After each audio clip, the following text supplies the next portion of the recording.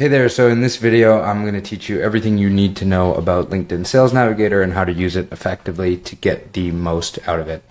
So LinkedIn Sales Navigator is a premium product on LinkedIn that the main sort of value proposition is that it'll allow you to search LinkedIn better and see more people that are within your target that you want to get in contact with. And then a few other tools like inmail and lead lists that make it just a bit more effective for prospecting, and I'll go over what those are. But we're going to start with the search and how to use the search because it's probably the biggest factor that leads to people getting LinkedIn Sales Navigator. So you can search the LinkedIn database on Sales Navigator in two different ways. The first is through lead filters, and the second is through account filters. So you can think of leads as people and accounts as companies, and these are the different ways that you can search LinkedIn. So anything lead filters is going to be related to the person and will populate leads here that suit your different criteria here. So there's a lot here, and I'll go over these quickly. Current company is just going to be the company they work for today. So if I put Apple, it's going to show me everyone that works at Apple. Company headcount is a filter that will allow me to pick people who work at companies of a certain headcount. So if I only want people at large companies, I'm going to hit this 10,000 plus, and I'm going to see leads that work at companies that have 10,000 or more employees. Past company is going to show me people that used to work at a certain company. So let's say I'm Microsoft and I want to find people that previously worked at Apple. If I apply this filter here, now I'm getting people that this guy, for example, is at a company called Achievers, not Apple. It's showing because that's his prior company. So some pretty cool use cases for that one there. Company type, I can look for people that work at a public company only or private companies or government. So you can get specific about that if it's relevant to you. Company headquarters location. So I can look for people that, you know, their headquarters are in San Francisco, etc. And then, so those are filters that are related to the company. Then you can filter it down based on the role. So function is basically, back in the day when you're searching LinkedIn Sales Navigator, you had to come up with a bunch of titles. So if I was looking for salespeople, I need to know like, okay, account executive, sales development representative, sales manager, business development manager, VP of sales, and you start to stack all these titles. But that got a bit annoying for users. So what LinkedIn did is they took their database and grouped people themselves. So now I can just put it in sales, and all these different titles, even though there's no sales necessarily in the word, like head of sales here, and inside sales rep, and VP of sales, it's combined all of these and form this search for me. You will notice that it's definitely not 100%, and so using job title is going to be better in a lot of cases, or you'll need some redundancy and adding some job titles or excluding some job titles. For example, this one's great, but this one's title is founder and managing partner, not necessarily a sales title per se. And so it's not perfect. Current job title, that's just searching by job title, which I mentioned before. Seniority level, very similar as to what I mentioned before with the function. So here we have, if I just want to sell to VP, like VP of sales, I can put vice president, and then I'll put function sales, and this should give me VP of sales, VP of sales, VP global sales. And so it's pretty much done the work for me of having to put in the titles. Again, it's not perfect. Here we have a founder. Here we have a board advisor. And so you will need to kind of look out for that. One thing you can do in Sales Navigator that's super valuable, though, is you can exclude things from a search.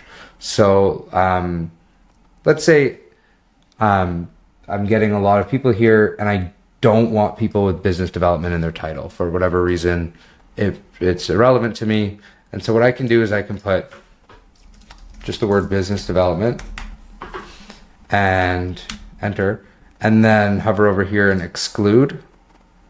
And now those same people aren't going to show up because they have business development in their title. They're going to be excluded from that. So this will let you filter a lot better, and you can start to ignore things that are in your searches that are coming up. So it's always worth it to scrub through your leads and see, how you can adjust that search. Past job title, similar to past company, looking for job titles that they used to have. Years in current company, pretty self-explanatory, how long they've worked at their current organization. And same for years in current position, so the current job that they're in. Then it gets a bit more personal. Geography, this is going to be on the prospect, so not the company headquarters that I mentioned before, but where they actually have their location listed on their LinkedIn. So if I put Toronto, I'm getting prospects that live in Toronto, or at least on LinkedIn, their location is set to Toronto. The industry that they're in. What's important to note here is that this industry is not a company filter. And that's because this industry is based on the industry that the profile has listed. Meaning when they signed up for LinkedIn and they were working at Apple and they said they work in technology, that stuck. And so if they then later go and work at a construction company, they might not have actually updated the industry on their profile. And so this is definitely not 100% either. If I put in software development, you might see things that aren't. I'm not overly familiar with all these companies, but it's definitely not 100%, but it seems to be pretty good. And a lot of times people will update that information, but just know it's not based on the actual company information itself. It's actually based on the person's profile. Then I can put in first name or last name, and you can filter based on those. It's not actually that common. Profile language, what language their profile's in, years of experience that they have. This one's pretty cool. This is groups that they're in. So if I want to find people that are in a certain, let's say there's some kind of operations executives, and they're in this group called operations executives, and there's 20,000 people in there. And so I can filter that down, and as I reach out, I can, maybe provide that as information of how I found them. And then school, so schools that they've gone to or are on their profile. In the posted content category, it's just you can search for certain things that somebody might have mentioned in a recent post. So let's just say, marketing, and it will require a bit more. Let's put Toronto.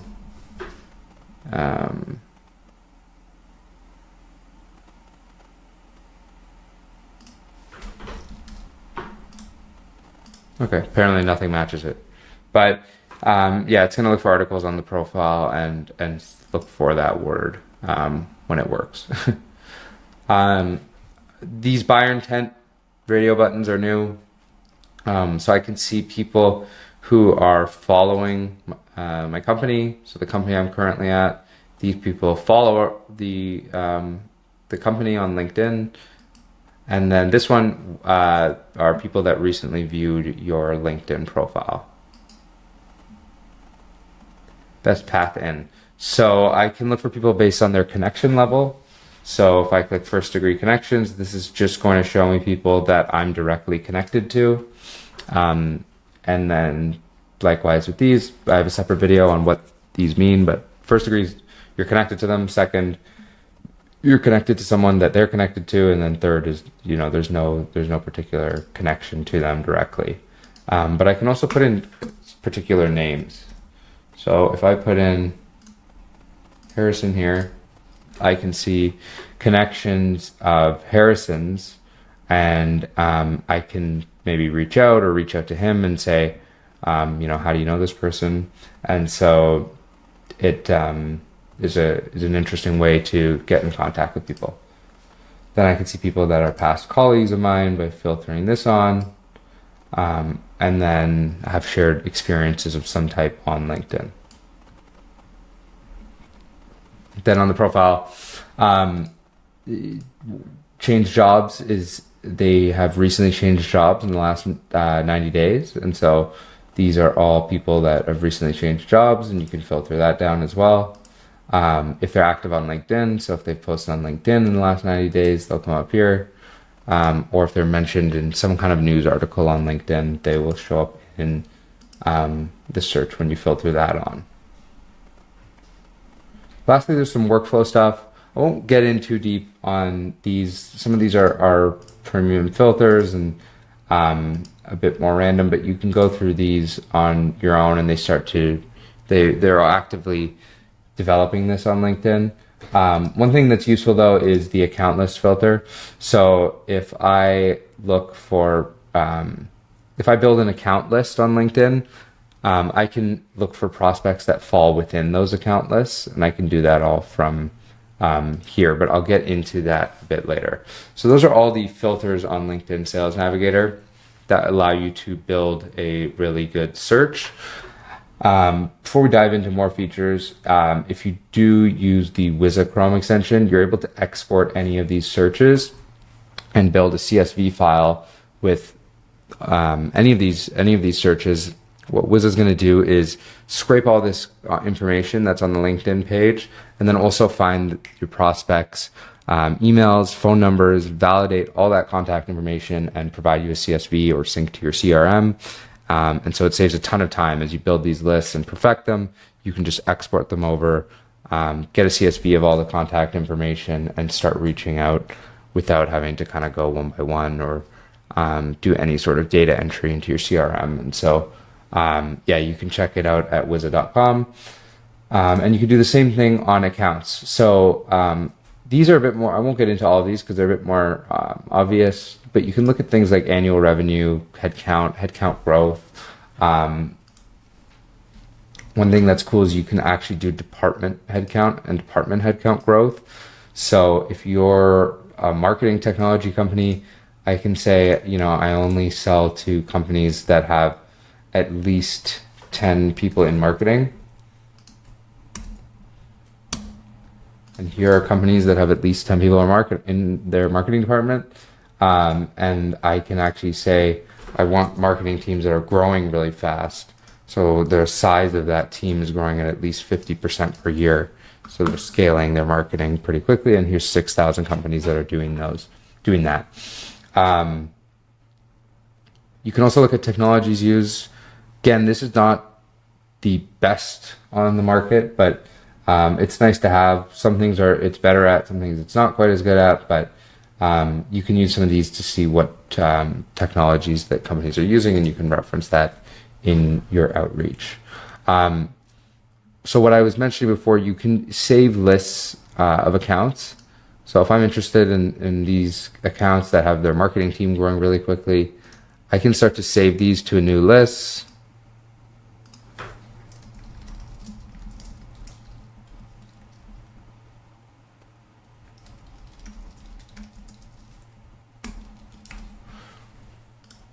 Now those 25 companies are saved, and I can keep doing that for the search. Unfortunately, there's no way to save the entire search in one go. That would save a lot of time. But as you start to work through these accounts and see who's interesting, you can then go back to your lead search and then apply the account list filter, marketing team growth, include them. And now I'm seeing prospects within those 50 companies that I chose. And so I might be looking for the CMO at all of these companies. So I'll put those two titles, and you'll see the prospects. And these are at companies that were on that list. And again, kind of like what I mentioned before, you might see like garbage in these, such as this contributor CMO network. Those are all falling in. And so that's why it's useful to look through the search. So I'll just pretty easily go job title. I'm going to take out the word network, and I'm going to take out contributor.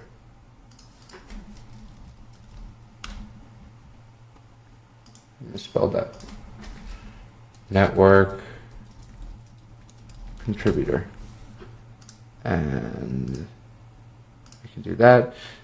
And all those people are removed, and you're getting actual CMOs and chief marketing officers. Now, the other way I could have done this is all these people that were these like Forbes contributors. I could also do current company Forbes and just exclude that. And so that would take out all the Forbes people. But if you actually did want the Forbes CMO, then the better way of doing it would be by the job title. But there's a few ways of going around it, and you can exclude geographies in a number of ways. And if I like the search, I could just export it, and now we have a pretty highly targeted list that we could reach out to. Before we wrap up, a few other features as part of LinkedIn. One, as part of Sales Navigator, one is saving to lead lists. So kind of like the way we save those accounts to an account list, you can do the exact same thing, save these people to a lead list. Let's say, interesting CMOs. And now they've all been saved to a lead list. If I go to leads, interesting CMOs, you'll see these are here as well. They can also be exported with Wiza. You can take it back and view this in a search. And so that's super helpful as well. The other thing that's cool about this is you're going to get alerts to people that are in your lead list. So as people change jobs, LinkedIn will alert you here. So leads that I have, and you can see just like career changes or different things like that. So certain leads as they share posts, I can view those and interact with them if I'm looking to get in contact with them. The last thing is save searches. So you can make a search. Let's say I'm looking for people in VP of Sales in California.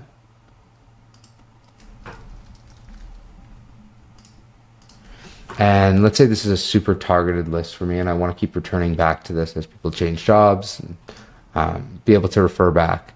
What I can do is actually save this search by clicking here.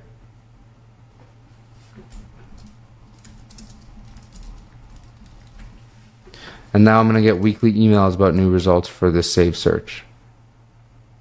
So that's saved. If I look at some past ones, you'll see that there's new results.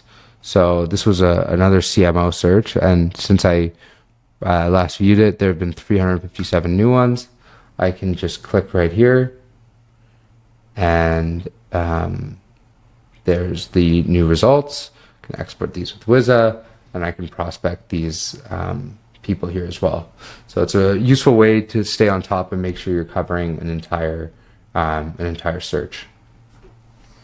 The final feature with Sales Navigator is you're going to get, depending on your plan, but typically 50 in-mail credits per month. And what that lets you do is message people directly that you're not connected to. So this profile here, we have no connections, a second degree connection, but I'm able to message this contact. In this case, they're an open profile, meaning I can message them without using any in-mail credits. But if we go here, you'll see this is going to use one of in my case, 150 credits, and I can send a message to them directly. It's a good feature to have. We typically advise people mix it with email. So, you can use the Wiza extension to find the contact information and reach out via email, as well as connecting or sending a message on LinkedIn, so you're sure that you're hitting them on multiple fronts. So that's it. Kind of long, but I hope that's helped in teaching you about LinkedIn Sales Navigator and how to get the most of it and how to use it effectively. Thanks.